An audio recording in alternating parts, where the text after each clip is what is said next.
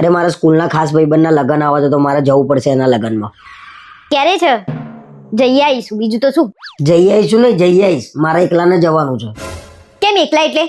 તમારે એકલું જવાનું હોય ને તો હું તમને જવા દેવાની નહીં. અરે પણ બધા લઠ્ઠા લઠ્ઠા જવાના છીએ, ત્યાં આવીને તારે શું કામ છે? તો પછી અમારા લઠ્ઠીઓના લગ્નમાં કેમ હેડે આવો છો? શરમ વરમ મૂકીને જોડે આવી જ જવાનું નહીં? ત્યાં તો આવવું પડે મારે. પાછું તમારા બહેરાઓને તો ખોટું લાગી જાય ને બહુ, એટલે અમારા મિત્રોને આવું કશું ના હોય. અમે એકલા જઈએ ને તોય રાજી. અમાર બેનપણીઓ પણ કે તમારા વગર પૈણા વગર ની રહી જવાની હતી તો જોડે આવો છો. હવેથી મારે નહીં આવું. તારી રીતે તારી બેનપણીના લગ્નમાં જઈ આવવાનું, હું મારા રીતે મારા ભાઈબંધના લગ્નમાં જઈ આવ્યો.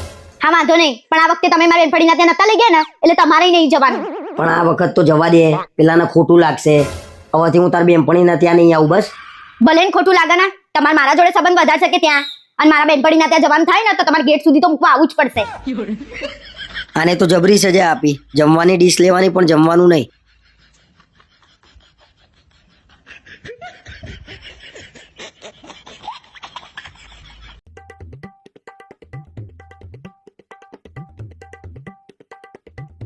સાંભળો છો, હું 1 મહિના માટે મારા ઘરે રહેવા જાઉં. એ ભગવાન, બહુ ટાઈમે એકલા રહેવાનો મોકો મળ્યો. શું વિચારો છો, જવું કે ના જવું? જો આજ સુધી મેં તને કોઈ દિવસ કસાઈમાં ના નહીં પડી તો આજે મારાથી ના ના પડાય. પણ તારા વગર ગમશે નહીં. ખરેખર તમને મારા વગર નહીં ગમે? ના ના, એવું કશું નહીં, પણ આપણે 2 વર્ષથી જોડે ને જોડે જઈએ ને એટલે. તો પછી તમે ના કહેતા હોય તો નહીં જવું. ના ના, કોઈ દિવસ પોતાની પત્નીને છે ને રોકાય નહીં, પાપ લાગે. એમાંય તને તારા ઘેર જતા રોકો. સારું, તો હું કાલે મારા ઘરે રહેવા જાઉં છું, બીજું તો શું.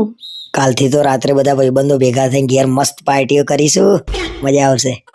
શું વિચારમાં પડી ગયા છો? એટલે કઈ નહીં, મને કાલ સવારમાં છે ને વહેલા ઉઠાડજે, હું તને મૂકવા આવીશ. અને મને પહેલાની જેમ 3 ટાઈમ ફોન કરવાનો તારા. સારું. હલો મમ્મી, હું રહેવા નહીં આવવાની, પછી કોઈક દિવસ આવીશ. સારું.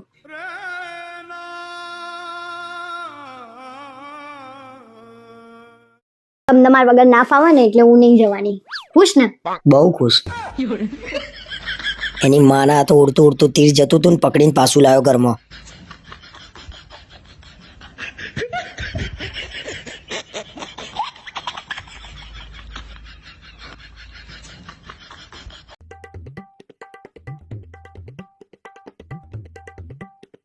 કાલે અગરબત્તીનું પેકેટ લેતા આવજો.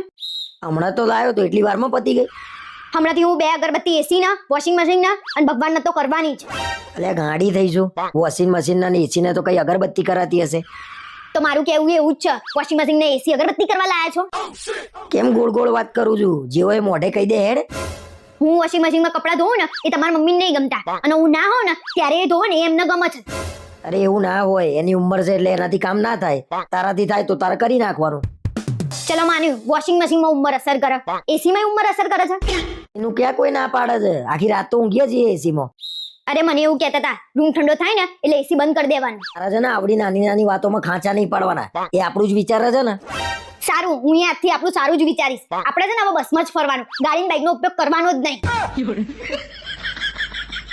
ભગવાન, આ તો બૈરું હારું મળ્યું છે, તે બસમાં જવા દેશે. બીજું મળ્યું હોય તો